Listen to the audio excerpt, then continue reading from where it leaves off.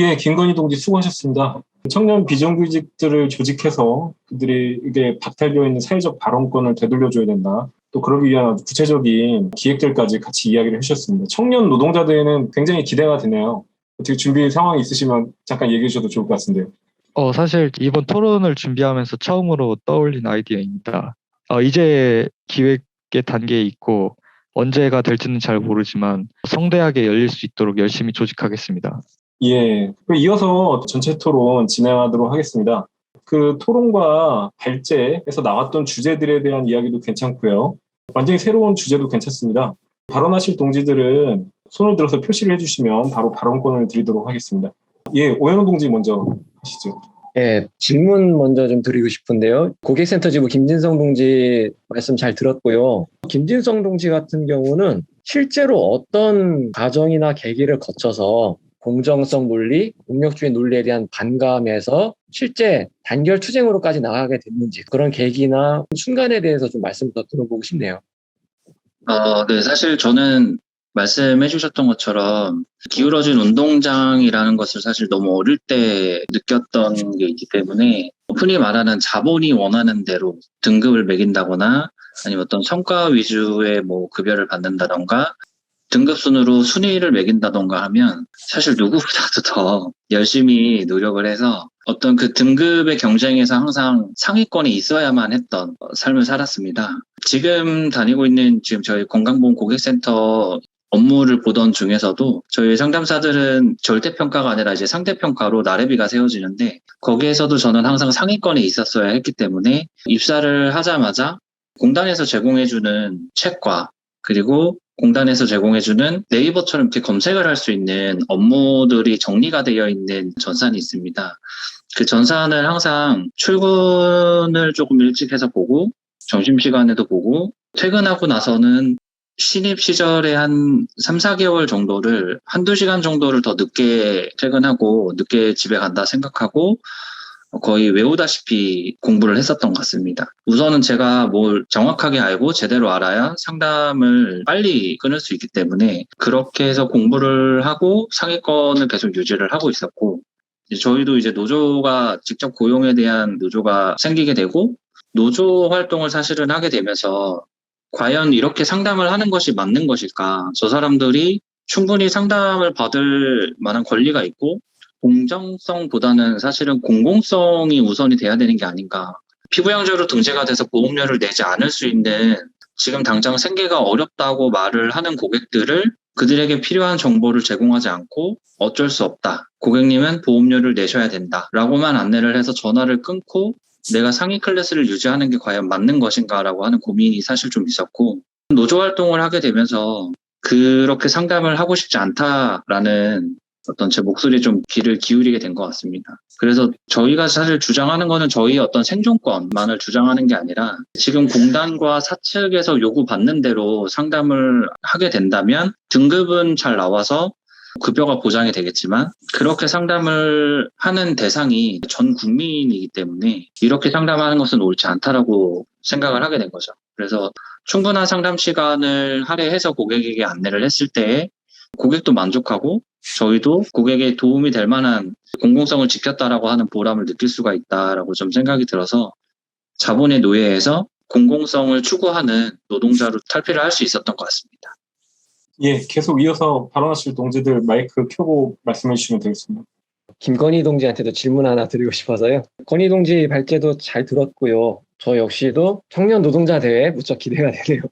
그 말씀하신 중에 침묵을 강요당하고 있는 청년 비정규직 노동자들을 소환해야 된다. 그들을 하나의 세력으로 조직하고 목소리를 내게 만들어낼 수만 있다면 이 말도 안 되는 공정성 논리를 뒤집어낼 수 있다라는 이제 자신감 있는 말씀을 해주셨고 저도 이제 그런 방향성에 대해서는 전적으로 공감을 하거든요. 그렇게 만들어 나가야 되는데 또 반대로 보면은 오늘 이제 두 번째 발제해 주신 양주석 동지 마지막에 이제 그런 말씀해 주셨잖아요.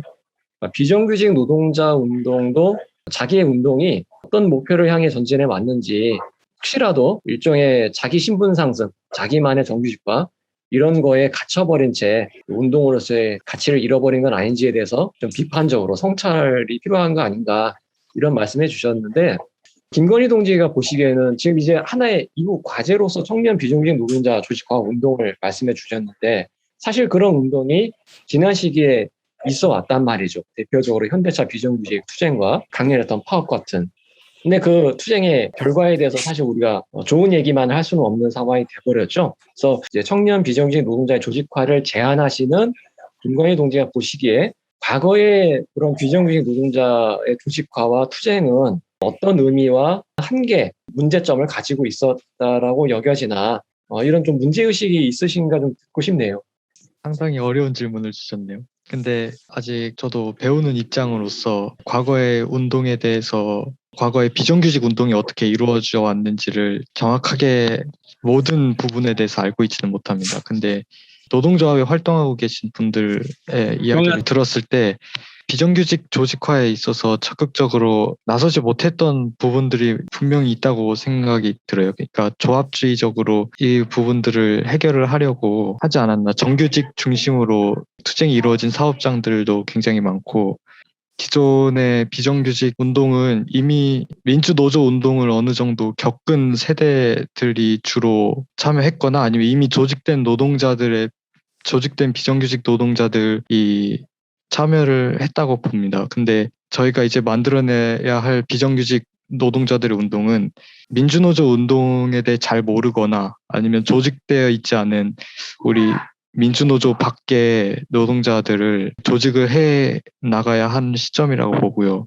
그러기 위해서는 우리의 홍보 전략 그리고 교육 전략이 반드시 필요하다고 보고 또 모일 지점이 보여야 사람들이 모이기 때문에 가시화하는 전략도 반드시 필요하다고 생각합니다. 또한 아까 주신 질문 중에 과거부터 있어왔던 이 운동도 있지만 지금 새로 만들어질 운동이 혹시 나만 비정규직에서 정규직 되는 운동으로 되면 어떡하냐 이런 말씀을 해주셨는데 그것에 관해서는 저희들이 명확히 나만 정규직 된다고 해서 이 사회 전체의 문제가 해결되는 것이 아니고 또 내가 정규직 된다고 해서 겪을 문제가 없는 것도 아니고 결국 노동자 전체의 문제는 자본주의의 문제이며 이 문제를 만드는 책임은 자본에 있다라는 것을 명확히 폭로할 수 있는 그런 콘텐츠들을 제작하고 유포할 수 있을 때 노동자 계급 운동이 성공할 수 있을 것이라고 생각합니다. 일단 제가 아직 많이 부족해서 드릴 수 있는 답변은 이것 정도 될 것 같습니다. 어려운 질문을 하시는 오연원 동지에게 다시 반문을 하시면 될 것 같거든요. 오연원 동지는 어떤 생각을 하신 건지. 방금 말씀해 주신 대목 중에서 예로 나왔던 현대자동차 비정규직 운동 같은 경우도 이미 그 사업장에 강력한 노동조합이 조직되어 있는 상태였고 어떤 형태로든 노동조합을 보고 경험하고 간접적으로라도 그러면서 이제 자기 진로를 찾아 나갈 수 있었던 반면에 김건희 동지가 이제 앞으로 우리가 조직해야 될 청년 비정규직 노동자 운동이라고 하는 것은 그런 경험을 해보지 못한 그래서 노동조합을 대안이라고 생각조차도 해보지 못한 그런 다수의 청년들에게 대중적으로 접근할 수 있어야 된다. 거기에 적합한 우리의 활동 수단, 방식을 찾아내야 된다. 이런 말씀을 해주신 거라고 생각이 드는데 그런 지점에 굉장히 좀 신선하게 다가오고 중요한 문제의식을 제기해 주신 것 같아요. 그런 문제를 실현하기 위한 하나의 수단으로서 이제 유튜브 작업을 하시는 것도 좀 의미심장하다고 생각이 들고요. 스튜디오 작업도 잘 커 나갔으면 좋겠고. 그래서 제가 지금 많은 의견을 낼 건 없을 것 같고요. 저는 오히려 또 오늘 좀 귀하게 시간 내서 오신 김진성 동지, 지금 한창 이제 투쟁의 한복판에 계시기도 하는데, 이 투쟁을 해 나가면서 그러니까 주위에서 이런 얘기를 많이 들으셨을 것 같아요. 이 투쟁은 고객센터 노동자들만의 투쟁이 아니다. 공공부문 고객센터, 콜센터뿐만 아니라 민간기업 콜센터까지 포함해서 모든 외주와 비정규직 노동자들 모두를 아우를 수 있는 그런 요구와 전망으로 싸워 나가야 되지 않겠냐. 이런 말씀을 많이 들으셨을 것 같고 조합원들 중에서 상당수의 동지들이 거기에 많이 공감하실 것도 같은데 또 현실적으로 이 고객센터 지부가 전면적으로 전폭적으로 그런 투쟁 전망을 가지고 나아가기에는 좀 더 많은 고민과 토론과 결의 이런 것도 좀 필요한 상황이지 않나 이런 생각이 들고요. 그래서 이 김건희 동지가 말씀해 주신 그런 제안이나 방향성에 대해서 투쟁의 당사자로서 우리 김진성 동지가 또 어떻게 다가오는지 이런 얘기도 듣고 싶네요. 네, 사실 제가 전혀 생각하지 못했었던 방향을 좀 제시를 해주셨는데, 구체적으로 어떻게 발현이 될지는 사실 알 수는 없지만 우선은 노동조합이라던가 아니면 이미 좀 깨어있는 청년 동지들이 모이는 자리가 마련이 되고 그것이 마련이 됐을 때에 이런 투쟁이라던가 뭐 아니면 노동조합이라던가 이런 걸 전혀 경험해보지 못했던 그 취업준비생 혹은 대학생 동지들 이런 전체 청년 동지들에게도 퍼져나갈 수 있지 않을까 싶습니다. 저희 고객센터 지부에는 사실 청년 동지들이 같이 근무를 하고 있지만 청년 동지들끼리 어떤 단위의 투쟁 이런 것들은 생각을 해본 적이 없었는데 오늘 처음 들었지만 굉장히 기발한 발상인 것 같고 실제로 그렇게 뭉칠 수만 있다고 하면 도움이 굉장히 많이 될 것 같습니다. 그래서 혹시라도 이제 그런 자리가 마련이 된다라고 하면 말씀을 해주시면 저희 건강보험 고객센터 지부 쪽에서도 참여를 좀 최대한 적극적으로 종용을 해서 성공적으로 잘 치렀으면 좋겠고 말씀해주신 것처럼 사실 저희만의 투쟁이 아니라 지금 어떻게 하다 보니까 민주노총에서 전국구의 투쟁을 지금 하고 있는 지부가 저희가 대표가 돼버린 상황인데 저희도 많이 그런 얘기도 많이 들었고 또 느끼고 있습니다 몸소. 저희만 어떻게 뭐 잘 먹고 잘 살자라는 투쟁이 아니라 저희를 시초로 해서 고객센터 그 동지들은 사실 노조가 있는 사업장이 이렇게 많지는 않았어요. 지금 저희가 이제 노조가 생성이 되고 전국적인 투쟁을 하고 좀 미디어에서도 선전이 되기 시작하면서 그 노조가 없었던 사기업의 고객센터에서도 노조가 생성이 됐다. 저희를 보고 노조를 만들었다라고 하는 소식이 좀 들려왔었는데 우선은 고객센터를 대표하는 그 투쟁이라고 생각을 하고 더 나아가서는 고객센터뿐만이 아니라 어떤 공공기업의 이 민간 위탁에 대한 문제 자체를 좀 전부 다 좀 아우러서 같이 투쟁할 수 있는 그런 모습이 될 수 있으면 좋지 않을까 싶고요. 우선은 저희가 승리를 하고 끝내는 게 아니라 저희가 승리함으로써 가능성을 좀 열어드리고 또 투쟁에 나서는 동지들에게 연대를 하고 힘을 실어드리는 게 사실 지금의 저희의 목표라고 좀 볼 수 있지 않을까 싶습니다. 그래서 1차적으로 청년들의 모임이 만들어질 수만 있다면 굉장히 기대도 되고 또 활기차고 또 그만큼 뜨거운 투쟁이 되지 않을까 싶습니다. 꼭 결의가 됐으면 좋겠습니다. 예, 아주 뜻깊은 얘기를 해주신 것 같습니다. 발제나 토론에서 공에 나오는 얘기가 청년 노동자들이 사실 경험을 못 해봤다는 거잖아요. 경쟁이라는 거 외에 다른 길, 노동자 운동의 길이 있다는 걸 본 적이 없다는 건데, 근데 지금 말씀하셨다시피 건보공단 고객센터 투쟁을 보면서 사기업에서 콜센터 노동자들이 노동조합을 만들려고 하고 이런 흐름들이 더 확장해 나갈 수 있기를 바라마지 않습니다. 계속 이어서 좀 다른 동지들 발언해 주시면 좋겠습니다. 아까 홍의자 동지가 채팅창에 여러 의견을 남겨주셨는데 의견을 정리해서 말씀해 주시면 좋지 않을까 싶습니다. 네, 저 정말 아까 김진호 동지 말씀대로 박수 막 치고 싶었는데 이게 온라인이다 보니 리액션이 바로 안 나와서 채팅창에 도배를 하고 있는데요. 진짜 공정성 뭐 이런 얘기하면은 특히 요즘에 비정규직이나 청년들이 이런 것에서 더 많이 기존 세대들보다 많은 걸 느끼고 경험할 거라고 생각이 들고 그래서 정말 동지들이 더 많이 목소리 내고 자신들의 투쟁이나 지금 규모는 작지만 더 목소리를 크게 내서 정말 가시화하는 거 이게 되게 중요할 것 같아요.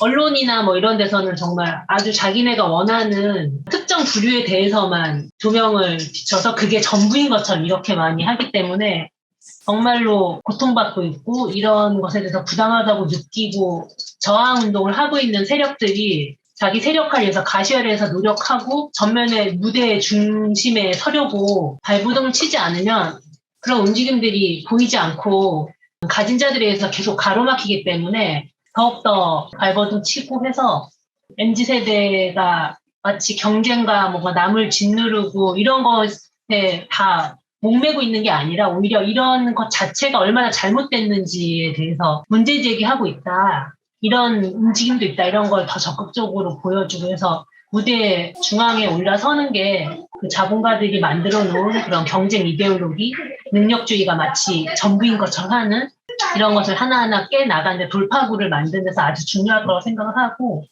그런 점에서 김진원 동지나 김건희 동지가 하는 그런 시도들, 선제하고 있는 운동이 상당히 중요한 의미를 가질 거라고 생각을 합니다. 예, 또 다른 동지들 발언해 주십시오. 이청우 동지 발언 부탁드립니다. 네, 앞에 그 발제해 주시고 토론해 주신 내용 잘 들었고요. 앞에 말씀해 주신 것들 뭐 연관된 얘기인데 그 경쟁에 낄 수조차 없는 그래서 패배자로 규정되는 그 수많은 청년 노동자들의 처지가 당연하다라고 규정하는 이 사회 여기에 대해서 문제를 제기하려면 그 당사자들이 정말 폭넓게 조직되고 연대하고 이 세상에 등장할 수밖에 없다고 생각하고요. 그런 점에서 청년 노동자 대회 저도 꼭 좀 잘 만들어졌으면 좋겠습니다. 고객센터 투쟁을 뭐 매개로 해서 좀 얘기를 해보자면 그런 맥락에서 그러니까 조직된 비정규직 노동자들이 고객센터 노동자들의 투쟁을 자기의 투쟁이다. 민간 부문 비정규직 노동자들도 이 고객센터 노동자들의 투쟁이 나의 투쟁이다라고 받아들이고 그 투쟁에 이제 함께 하기 위해서는 두 가지가 필요할 것 같아요. 하나는 앞에도 말씀 다른 동지가 해주셨는데 고객센터 노동자들이 그냥 우리의 업무가 공단의 업무였고 공공성을 가진 업무다라는 것만 강조해가지고는 그럼 민간 부문의 비정규직 노동자들은 공적인 업무가 아니니까 사기업에서 뭐 비정규직의 처지가 용인돼야 되느냐 이런 이제 의문이 생길 수 있죠. 그래서 고객센터 노동자들이 더 폭넓은 비정규직 민간 부문의 비정규직 노동자들과 만나고 연대하기 위해서 적극적인 자기 노력이 필요했다. 근데 이제 한편에서는 코로나라고 하는 상황이 그런 것들을 많이 제약했던 것도 사실이죠. 고객센터 노동자들 2월 파업 때 엄청난 연대를 지역마다 다녔던 걸로 기억하고 있고 그러니까 한편엔 이게 필요한 것 같고 두 번째는 기존의 비정규직 노동자들의 운동이 비정규직 노동자들 스스로도 사업장을 넘어서지 못하고 자기의 정규직 전환 문제에 한정돼 버리는 뭐 처음부터 그랬던 건 아닙니다만 그렇게 한정돼 버리는 되어버린 지금의 현재의 상황 이거에 대한 성찰이 필요하다는 건 뭐 저도 굉장히 많이 공감이 되고요. 그런 점에서 지금 뭐 여기 토론회에 비정규직 이재 그만 공동소집권자 창원호 동지가 들어와 계신데 아마 이동 중이라 토론을 하기는 어려우실 거예요. 근데 이 동지는 어떤 고민을 좀 하시는지 나중에라도 들어볼 수 있는 기회가 있었으면 좋겠습니다. 예, 다른 동지들도 발언 이어주셨으면 합니다. 그 당진에 현대제철 갔다가 지금 이제 구미 내려가는 길인데요. 이어폰이 없어서 안 가져와서 엄청 집중력을 발휘해서 들었습니다. 잘 들었고 저는 조금 다른 생각이라서 그냥 일단 얘기 좀 해보면 좋을 것 같다는 생각을 했어요.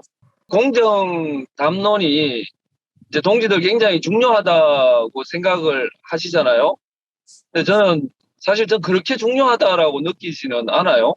제 개인적으로 느낌은 공정 담론을 대응하는 것도 사실 인터넷에서 댓글이나 이런 것들 심각하고 뭐 노동조합에서 젊은 친구들이 대응하는 거 보면 심각하죠. 심각한데 저는 그 문재인 정부 들어와서 공정하고 정의로운 대한민국을 만들겠다 이렇게 이야기를 처음에 했고 그 다음에 가정은 뭐 공정하게 결과는 정의롭게 이런 굉장히 그럴싸한 말들을 굉장히 많이 해왔어요. 그래서 문재인 정부 4년을 돌아보면 그 말에 대해서 언어에 대해서 우리가 굉장히 그럴싸한 말들에 대해서 진정성이 사라지고 이 말이 굉장히 가벼워지게 되었지 않았나라는 생각을 많이 하거든요. 그래서 그 진정성 없는 말들이 너무 많다라는 생각을 일단은 한편으로 하고 그 다음에 저는 노동조합을 오랫동안 이제 해왔는데 우리가 그 예전이나 지금이나 저는 수련회 가고 우리가 토론을 해보면 우리 조직의 가장 심각한 문제가 뭐냐 스티커 붙이기 이런 걸 해보면 이기주의, 개인주의 이런 게 이제 1등으로 나오거든요. 항상 뭐 20년 전이나 지금이나 비슷한 것 같아요. 근데 저는 이게 이기주의가 지금 공정하고 보면 질적으로는 살짝 다른 것 같지만 사실 다르지 않다고 생각을 하거든요. 그래서 우리 사회가 이미 뭐 그런 사회고 그런데 실제 이제 공정 담론이 나와서 이게 뭔가 대단히 큰 이데올로기 무기가 나왔다 이런 생각은 아니라는 거죠. 저는 또 기본적으로 가장 큰 심각한 문제는 실제로 이제 노동조합 안에서 나오는 문제들인 거죠. 외부에서 나오는 문제들은 뭐 또 그렇다고 치지만 노동조합 안에서 이런 문제 제기를 하는 노동자들이 있는 것은 전 우리 노동조합이 뭐 실리적 조합주의도 있고 기존 젊은 세대들이 대공장 노동자들이 정규직 노동자들이 투쟁이라고는 이제 일도 경험해보지 못하는 노동자들이 있는 거죠. 저는 이게 그 젊은 세대들의 경험치도 문제지만 우리 노동조합이 민주노총 100만 조직이 무엇을 가지고 노동조합을 할 거냐, 노동조합의 성격을 어떻게 규정하고 가져갈 거냐. 기본적으로 조합원으로 가입을 하면 조합원들한테 무엇을 전달할 거냐. 최소한 기본적으로 계급성은 아니더라도 단결과 투쟁, 연대 이런 기본 정신도 주지 못하는 우리 노동조합의 그 문제점이라고 생각을 하거든요. 그래서 지금은 이제 그 대공장의 노동조합이 훨씬 더 심각한 한국노총과 구분하지 못하는 상태로 가버렸기 때문에 저는 그런 것도 유지하고 있지 못하는 상태다. 그래서 민주노총 100만 조직이지만 한 20년 전으로 돌아가면 예전의 정신력으로 봤을 때 우리의 조직 상태는 실질적으로 보면 얼마나 될까? 한 3, 40만 되겠냐? 이런 생각들도 좀 하거든요. 그래서 저는 공정 담론 이데올로기와 싸우는 것도 중요하지만 실제적으로 노동조합이 무엇을 가지고 지향을 하고 또 아주 작은 문제라도 어떻게 실천하면서 노동조합의 조합원들을 진짜 노동자로 만들어낼 거냐.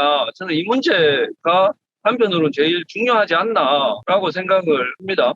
네, 이상입니다. 예, 좋은 의견 주셨습니다. 그 공정성이나 능력주의 담론이라는 것 자체가 개별적인 신분 상승, 자기 혼자 뭐 살아보겠다 뭐 이거니까 지금 말씀하신 단결과 연대의 정신이 약화된 민주노조 운동 진영에서 이제 보여주는 개인주의, 이기주의 이것하고 이제 맞닿아 있는 것 같아요. 예, 다른 동지들도 추가로 의견 있으신가요? 저기 예. 차은호 동지가 기왕에 말씀을 하셨으니 차은호 동지 하신 말씀에 간단히 말씀드리면서 한 번 더 의견 좀 묻고 싶은데요. 차은호 동지가 말씀하신 것처럼 민주노조가 바로 서기 위해서 우리가 어떻게 해야 되겠냐 이런 것들은 조합원들과 공유하고 조직해 나가야 되는데 그걸 굉장히 큰 힘으로 사회적으로는 가로막고 있는 게 이제 능력주의 공정론이 돼 있다고 생각하거든요. 그래서 이제 능력주의 공정론을 따져 묻는 것은 사실 차은호 동지가 강조하고자 하는 그 길을 가기 위한 이유 때문이기도 하다고 생각하고요.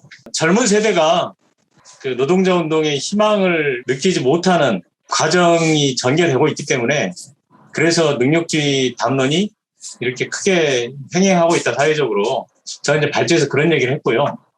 그러니까 운동이 어떻게 청년들한테 희망을 줄 수 있느냐? 그럼 비정규직 철폐가 진짜 운동을 통해서 가능하겠다라는 전망을 보여줘야 가능할 것 같은데 기존의 비정규직 투쟁이 충분히 그러지 못했던 것 같다. 개별적으로 고립분산된 약점을 벗어나지 못해왔다. 어떻게 개별적인 투쟁이 전체 비정규직의 철폐를 향한 투쟁으로 결집되도록 방향을 잡을 건가. 그런 방향의 성찰이 있었으면 좋겠다. 이게 이제 제 발제 마지막에 던진 건데요. 비정규직 이재만의 공동대표시기도 하지만 사실 지난 시간 동안 아사히글라스 비정규직 지회를 아주 잘 이끌어 오셨다고 생각해요. 아주 소중한 성과들을 남겨오셨다고 생각합니다. 근데 그게 이제 그 단위 지혜만의 문제가 아니라 전체 비정규직 운동을 봤을 때 지금 이대로 계속 갈 수 있는 상황은 아니라고 생각하고요. 뭔가 고민이 많이 있으실 것 같아요. 그래서 이제 제가 발제했던 이런 내용과 관련 지어서 드시는 생각이 있는지 여쭤보고 싶습니다. 저도 그 부분에 있어서는 정말 해답을 좀 찾고 싶습니다. 그래서 이제 고민하는 것이 여러 가지 이제 많은 사람들이 요즘 이제 선거철이기도 하고 이러니까 선거에 나가야 되냐 아니면은 독자 노선을 선택을 해야 되냐 비정규직 이런 얘기들도 하고 이런 얘기도 있는데 어느 것 하나 시원한 건 없는 것 같아요. 우리가 그 실력만 근무를 할 수 있는데 사실 그런 실력들을 갖추고 있지 못하고 저도 그것은 방법을 좀 함께 고민해야 될 거라고 생각하고 저 개인적으로 심각한 게 문제의식이 있는 것은 원보 투쟁이나 이런 투쟁들 속에서 정규직 노조들이 저런 태도를 취할 때 우리 운동 안에서 민주노총 안에서 대의원 대회나 이런 것들 통해서도 제기하지 못하는 상태 저는 그런 게 훨씬 더 심각한 문제라고 생각돼요. 뭐 예전에는 그래도 뭐 문제 제기하고 대의원 대회가 시끄럽기도 하고 공공산별 안에서 시끄럽기도 하고 이런 것들이 좀 파장이라도 있었을 것 같은데 지금은 이제 이런 것들마저도 찾지 못하는 상태는 너무 심각한 상태 아니냐. 그래서 우리가 할 수 있는 것은 겨우 뭐 성명서 몇 장 쓰는 데가 전부인 상태까지 왔는 게 우리 운동의 상태라고 생각하거든요. 저는 이거는 이래서는 우리가 뭘 바꿀 수 있겠냐. 이 상태로는 우리 안에서 말도 안 되는 일이 벌어지는데도 불구하고 그거 하나 제대로 말하지 못하는 상태에 다들 눈치 보고 그런 문제들이 훨씬 더 심각한데 이런 문제들을 어떻게 제기하고 어떻게 이 문제들을 확산시키면서 뭐 한 개라도 원칙적으로 바로잡는 게 필요하다는 생각을 합니다. 좀 그런 쪽에 고민이 훨씬 더 생기더라고요.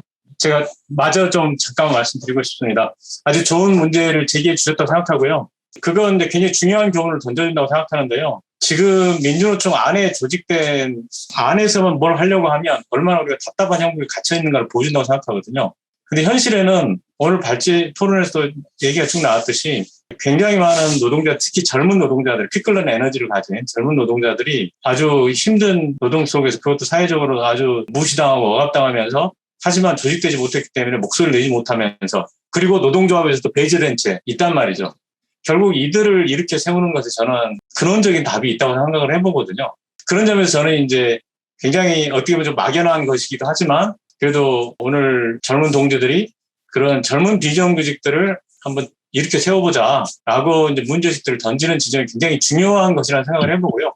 그것이 어떤 운동으로 좀 구체적인 성과들을 만들어 갔으면 좋겠는데 제가 차은호 동지한테 좀 부탁 좀 드리고 싶은 건 뭐냐면 사실 그냥 뭐 긴 말씀을 드린 게 아니라 뭐 여기 뭐 운동 같이 오신 동지들 다 공감하실 수 있을 텐데 그러니까 아사히 동지들이 지난 몇 년 동안 일궈온 그 과정 그러니까 연대투쟁 속에서 동지들이 성장해오고 그래서 그 노조가 지금까지 해온 과정은 다 알고 계시다고 생각해요. 어떻게 보면 이 힘든 형국에서 그래도 가장 운동다운 운동을 만들어 오시고 했는데 저는 이제 그런 힘들이 이렇게 비정규직 청년들을 조직해서 이렇게 세워보려고 하는 이런 노력들과 적극적으로 좀 만날 수 있으면 좋겠다 싶거든요. 차은호 동지를 중심으로 해서 아사히 동지들이 고군분투해왔던 그런 어떤 그 과정에 축적된 힘들, 그 내용적인 힘들이죠.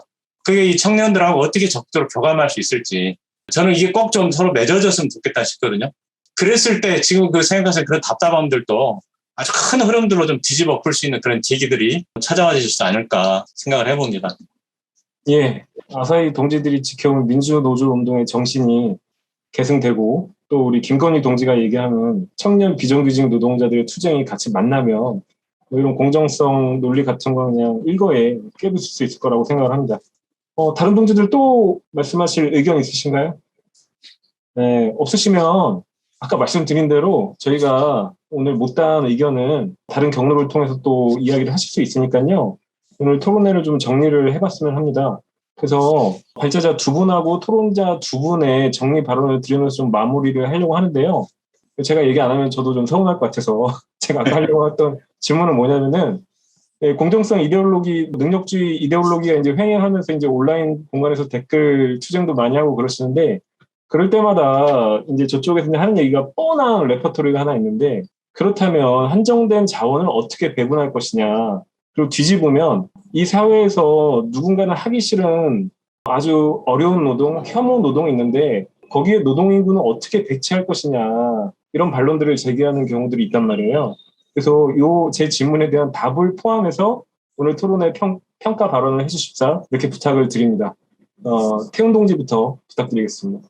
네, 그 능력주의에 대한 아까 차은우 동지의 어떤 민주노조의 문제 이런 것들도 공감이 가고요. 근데 어쨌든 이데올로기적인 부분에 있어서 우리의 어떤 대안 담론이 많이 부족한 것은 현실인 것 같고요. 그럼에도 불구하고 그들이 말하는 능력주의 자체가 일단 진짜 능력주의도 아니고 사실상 공정하지도 않다는 점을 부각해야 된다고 생각을 해요. 물론 이렇게만 이야기를 하면 이게 그러면 어떤 진정한 능력주의 사회를 만들자면서 이렇게 좀 미끄러지는 다른 이상한 대안들로 자꾸 이제 나타나고 한계도 있다고 생각을 하는데 거기서 우리는 이 지점에서 이 불평등한 계급 구조가 작동한다 그런 것들 강조할 필요가 있다고 생각하고 그 선언문에서도 이야기했듯이 어떤 연대와 평등 이런 것들 강조해야 된다고 생각을 하고요. 그리고 아까 이야기하셨던 배분의 문제, 뭐 한정된 자원을 어떻게 나눌 것이냐. 그러니까 이게 근본적으로 따져보면 그러니까 기여의 문제라고 생각하거든요. 뭘 기여로 할 거냐. 근데 여기서 이제 우리가 던져야 되는 것들이 이제 이런 게 있다고 생각해요. 기여에 대한 보상을 이야기할 때 10년 이상 일해온 그런 경력직이나 숙련자의 노동이 있는 거고, 그것이 이제 비정규직 노동이라고 하더라도, 그리고 또 한 측면에서 이 능력주의 신봉자들이 얘기하는 업무랑 연관성도 없는 이런 불분명한 공기업, 공채, 입사, 시험, 성적 이런 걸 가지고 마치 그들은 그게 기여한 거고 그에 따른 적당한 보상을 받아야 된다 얘기하지만, 사실 이 전자 10년 이상 일해온 사람들의 노동이 회사를 키웠고 더 많은 기여를 했고 사회에 더 많은 기여를 했고 이것이 훨씬 명확하고 더 객관적인 기준이다. 이런 것들 강조해야 된다고 생각이 들고요. 그런 이야기도 꺼낼 수 있다고 생각을 합니다. 능력주의의 핵심 중에 하나가 기여한 만큼 더 많이 가져간다. 그러니까 비례의 원칙인 거잖아요, 사실. 그러니까 안정되고 보수가 높은 정규직 공기업 일자리가 있는 거고, 그 밑에 하청으로 불안정하고 보수도 임금도 적은 비정규직 하청 노동자들이 있는 건데, 그들이 말하는 능력주의의 원칙, 비례의 원칙으로 따지면 사실 이 불안정한 임금도 적게 받는 비정규직 노동자가 더 고생을 하기 때문에 더 많은 임금을 받아야 하는 게 맞는 거거든요. 그들의 논리에 따라서도. 근데 그들은 이제 그런 모순이 있음에도 그냥 그렇게 이야기를 하는 거고, 이런 지점들도 이데올로기적으로 우리가 반박하면서 이야기를 풀어가야 된다라는 생각도 들고요. 한정된 자원 관련해서는 아무래도 그런 거죠. 이 사회에 막대한 부가 저 자본가들, 사내유보금이 수천억 원, 거의 조를 찍을 정도로 쌓여 있는데 이것이 다 노동자들한테 가지 않고 자본한테 흘러가고 있다는 거죠. 그런 부분들을 털어내지 않는 이상 이 한정된 자원 가지고 우리끼리 악다구니 쓰면서 싸우는 과정밖에 반복할 수 없고, 그런 지점도 폭로해내고 부각해야 된다라고 생각합니다. 네, 이상입니다. 저는 이제 사회자가 질문하신 문제를 좀 원리적인 형태로 답을 좀 드려보고 싶은데요. 능력주의를 극복한다, 철폐한다라고 하는 것이 능력이라는 개념 자체를 부정하는 거냐, 또는 능력에 따른 역할 배치를 부정하는 거냐, 이건 좀 다른 문제라고 생각합니다. 우리가 능력주의를 철폐한다고 하는 것은 능력이라고 하는 것을 절대적인 기준으로 놓으려고 하는 것, 그것을 철폐하는 것이 능력 자체나 능력에 따른 역할 배치까지 부정하려고 하는 건 아니에요. 왜냐하면 이거는 어떻게 보면 필수적이거든요. 이제 비근한 예로 의사는 그 의사가를 할 수 있는 능력을 얻기 위해서 거의 10년 가까운 수련을 하지 않은 의사를 할 수가 없습니다. 그러니까 실제로 직업의 상당한 부분은 그 직업으로 표현되는 그 역할을 맡기 위해서 수련을 해야 하죠. 현대사회가 가면 갈수록 더 굉장히 복잡해지고 있고, 문제는 그래서 어떤 역할을 맡는데 능력이 필요하다, 능력에 따라서 역할의 배치가 이루어져야 된다, 또 그 능력을 얻기 위해서 상당한 노력이 이루어져야 된다, 그런 개념에 문제가 있는 게 아니고 그게 모든 것에 우선하는 절대적 기준으로 되고 그것이 불평등 사회를 정당화하는 수단으로 된다는 점이라고 생각하거든요. 그래서 능력은 가만히 놔두고 그 나머지 고리를 잘라내면 된다고 생각해요.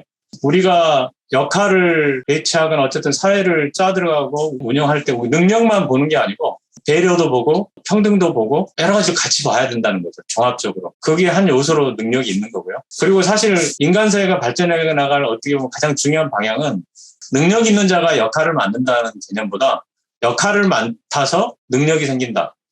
그래서 다들 다양한 역할을 돌아가며 해봄으로써 한 사람이 자연스럽게 아주 다양한 능력을 갖게 된다. 이게 이제 인간사회가 지향할 방향은 훨씬 더 좋은 거죠. 그런 것처럼 능력을 절대화하지 않는 게 한 측면이라고. 또 한 가지는 그렇게 이제 역할을 배치하는 것이 차등적인 지위로 연결되지 않게 하는 것. 그러니까 의사가 되기 위해서 많은 공부를 해야 한다는 건 좋다 이거죠. 그래야 의사를 할 수 있어요. 근데 그 의사가 왜 간호사보다 월급을 많이 받아야 되냐고. 의사가 왜 청소노동자보다 월급을 많이 받아야 되느냐고요. 의사가 일을 하는 데서 뭐 이를테면 정신노동이 더 심했다, 일하는 시간이 수술하는 길었다, 그러면 돈 받을 수 있죠, 그만큼. 그런데 그런 요소가 아니라 오늘 우리 사회에 존재하는 것처럼 애당초 어마어마한 이런 질적 차이가 발생하는 이럴 필요는 없다는 거죠. 그러면 애초에 그런 의사가 만들어지기까지 필요한 교육이나 이런 것도 그래서 돈 있는 자들이 세습해가면서 하는 게 아니라 사회가 책임지는 방식으로 그런 일을 하고 싶은 애들이 자기가 원해서 하고 싶어서 할 수 있도록 사회가 책임져서 교육시키는 방식으로 가는 거고, 이렇게 가면 능력에 따른 역할이 차등적인 지위를 만드는 형태로 가지 않을 수 있다고 생각하거든요. 이렇게 좀 답변 드려보고 싶습니다. 예, 토론의 평가 발언도 같이 해주시면 됩니다. 마지막 발언입니다. 예. 저 김준성 동지의 말씀 아주 참 인상 깊게 들었고요. 그리고 청년 비정규직을 일으켜 세워보려고 하는 그 패기에 적극적으로 공감합니다. 응원하면서 지켜보고 함께하고 싶습니다. 예, 이어서 김진성 동지, 김건희 동지 마무리 발언해 주시면 되겠습니다.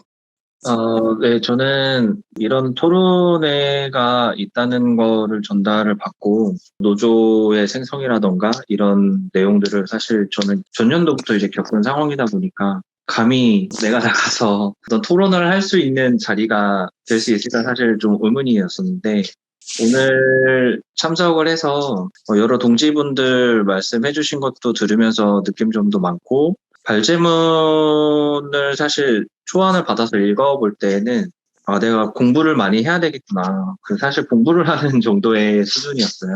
제가 모르고 있었던 뭐 지식이라던가 아니면 뭐 전혀 다른 관점으로 말씀해 주신 내용들 들을 수 있어서 좋았던 것 같고요.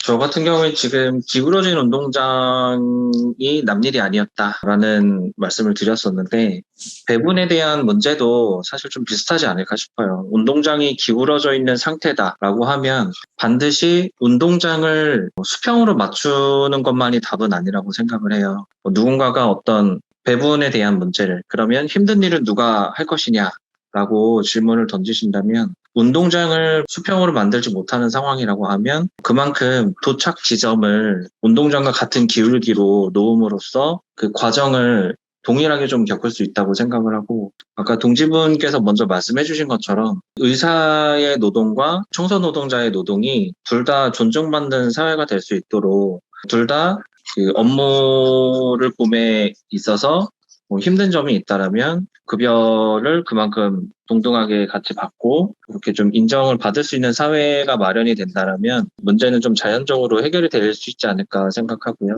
지금 기울어진 운동장 자체를 저희가 어떻게 뒤집어 엎는 것은 사실 좀 굉장히 힘든 일이 될 수 있을 것 같아서 물론 그것도 같이 진행을 해야 되지만 그거를 진행함과 동시에 도착 지점, 그러니까 결국에는 뭐 청소 노동자건 의사이건 도착 지점에 대한 것들을 좀 다르게 해줌으로써 균형을 어느 정도 좀 맞출 수 있지 않을까 싶어요. 발제문에서 예를 들어주셨던 한국 양궁 선수들의 계속적으로 이렇게 금메달을 획득할 수 있었던 이유가 어떤 전폭적인 지지가 있어서였다. 그리고 그런 전폭적인 지지가 있을 때에 노동자들은 그것을 자신의 어떤 능력 때문에 이렇게 내가 이뤘다라고 느끼기보다는 내가 사회의 어떤 지원을 받았고 다시 사회로 좀 환원을 해야 된다라고 느낄 수 있다라고 말씀하신 것에 저도 공감이 되고 그것과 좀 관련 지어서 전폭적인 어떤 사회의 지원과 기울어진 운동장을 좀 어느 정도 수평을 맞춰줄 수 있는 복지라던가 급여 정책. 그래서 출발점이 달랐다면 마지막 도착 지점도 다르게 해서 수평을 좀 어느 정도 맞출 수 있다라고 하면 기피하는 직업이 생기거나 그런 문제를 좀 자연스럽게 해결할 수 있지 않을까라고 생각해봤습니다. 마지막으로 제가 말씀드리겠습니다. 오늘 제가 상당히 부족한 부분이 많았고 제 토론문에도 충분히 알지 못하고 작성한 부분이 많았음에도 너무 많은 호응을 받아서 정말 감사드렸고요. 질문에 답변을 드리자면 약간 질문을 깨는 질문으로 대답을 해야 한다고 생각합니다. 만약 한정된 자원을 어떻게 배분하는가가 문제가 된다면 그럼 자원은 어째서 한정되어 있는가와 그 한정되어 있는 자원을 누가 배분하는가를 묻는 것이 더 중요하다고 생각합니다. 99%를 뒤에다 쌓아놓고 1%만을 노동자들에게 분배하며 그마저도 자신들의 입맛에 맞게 노동자들을 분열하는 방식으로 자원을 배분한다면은 그것은 상당히 자본의 기만적인 책동이 아닐까 하고요. 혐오 노동, 누구나 기피하기 힘든 노동에 사람을 어떻게 배치해야 하는가에 대한 질문을 먼저 하기 전에 그렇다면 왜 혐오 노동이라고 불리게 되었는가를 먼저 질문해야 된다고 생각합니다. 사회가 노동의 가치를 인정하지 않았기 때문이라고 생각을 하는데요. 우리가 사회를 유지하는 데는 청소 노동이 필수적이고 또 3D 업종이라고 하는 용광로 이런 힘든 곳에서 일하는 분들, 건설 업계에서 일하시는 분들, 이분들이 없으면 사회가 전혀 단 한순간도 유지될 수 없습니다. 근데 이분들의 노동을 단순히 더럽고 힘든 육체 노동 등으로 우리 사회가 지금까지 치부해온 것이 현실인데요. 나의 편안한 삶이, 지금 누리는 문명의 삶이 이분들의 노동에 의해서 유지되는 것이다 라는 인식이 모두에게 퍼지는 것이 우선이라고 생각합니다. 그러기 위해서 저희들이 열심히 홍보, 교육, 영상 콘텐츠들을 제작해서 배포하는 데 힘쓰도록 하겠습니다. 앞으로도 열심히 활동 이어나가도록 하겠습니다. 감사합니다. 예, 좋은 발언 감사합니다. 사실 무의도식하는 자본가들이 없어지고 모두가 노동자로서 동등한 지위에서 일하는 사회라고 한다면 정말 능력에 따라서 자기 적성에 따라서 일하고 또 사회에 기여한 만큼 분배를 받는 사회가 되겠죠. 제가 상담했던 노동자 중에 음식물 쓰레기 수거하는 노동자가 있었어요. 저임금의 노동자인데 이 노동자는요, 대중교통을 타지를 못합니다. 몸에 음식물 쓰레기 냄새가 배서 항상 그 저임금에도 자기 차를 끌고 다녀요. 그리고 사람 앞에서 이렇게 거리를 두는 게 습관이 돼 계셔요. 보면서 굉장히 마음이 아팠거든요. 사실 이런 노동자야말로 우리 사회에서 억대 연봉을 안겨줘야 되는 노동자 아닌가요? 근데 가장 저임금의 열악한 지위에 있는 노동자여서 참 마음이 아팠습니다. 오늘 토론회는 여기까지 진행하는 걸로 하고요. 이후에 동지도 아까 말씀드린 대로 구글 설문지 링크를 통해서 의견이나 또는 후속 사업에 대한 제안 남겨주시면 감사하겠습니다. 동지들 모두 수고하셨습니다. 다 같이 박수치고 마무리할까요? 예. 예. 고맙습니다. 수고하셨습니다. 수고하셨습니다. 수고하셨습니다. 고생하셨습니다.